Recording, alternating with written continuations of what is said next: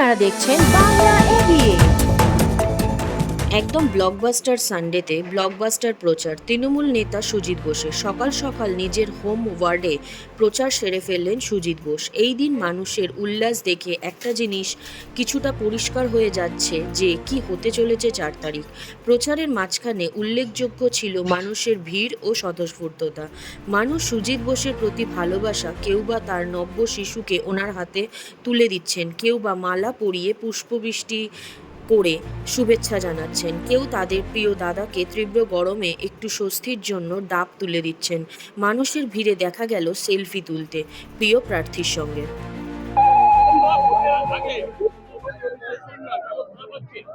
খুবই ভালো, খুবই ভালো দেখতে পাচ্ছি।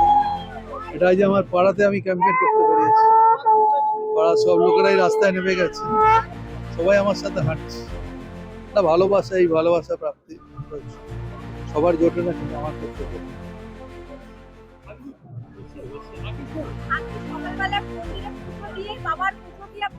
প্রথমে স্বামী বিবেকানন্দ গলায় মালা দিয়েছি, বাড়িতে কালী পুজো করেছি, ঠাকুর রামকৃষ্ণ মা শারদার প্রণাম করেছি, তারপর শিব ঠাকুরকে পুজো করেছি।